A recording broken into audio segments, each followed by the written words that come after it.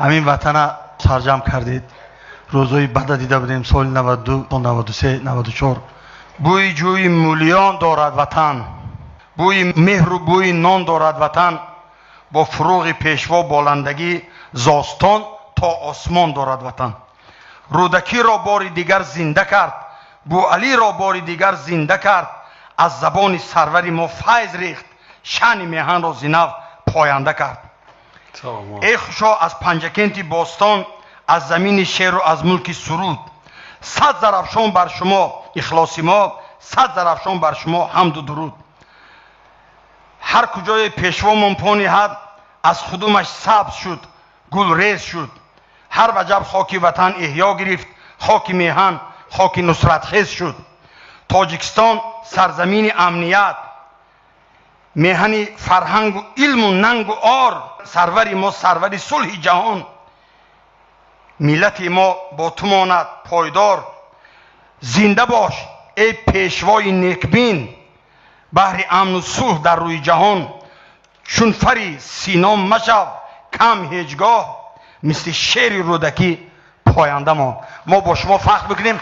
پنجکنده جهان شما دوست می‌دارد، تاجیکستان نه، روی زمین شما دوست می‌دارد. وقتی که در سازمان ملل برآمد میکنید آدم‌ها جانشان نثار میکنن که انا یک آدمی خوش‌روترین برآمدی کی باشد. بعد میگه آخه امام علی رحمانی بزرگ تاجیکا فخر کند که شما دارد.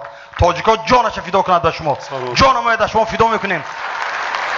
شاگرد تیار کن، خدمت‌های سالهای طولانی کردی، ما بکن حالی هم جوان هستی، قوت دارین، وقت تیز میگذرد. مکتب خود داشته باشی.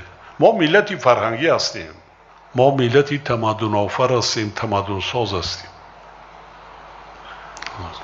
میشناسن، امروز احترام میکنن، اعتراف میکنن.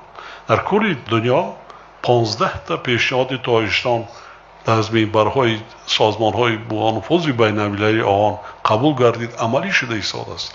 همچون تشبث تاجیکستان ما استقلالیت با چیزها به دست آوردیم. اینا همچون گهوارکی چشم احیا کرده مونده کار، حفظ کرده مونده کار است. در یک جایی یک نفری در کار بود که خودش قربان میکرد و ملت رو سرجم.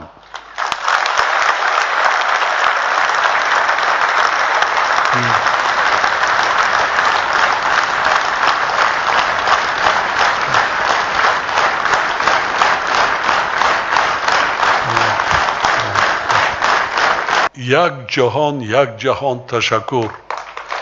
به شما سلامتی، خانه آباد، تمام خوشی های زندگی.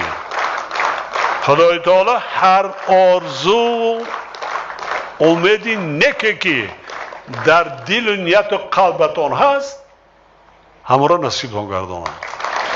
سلامت.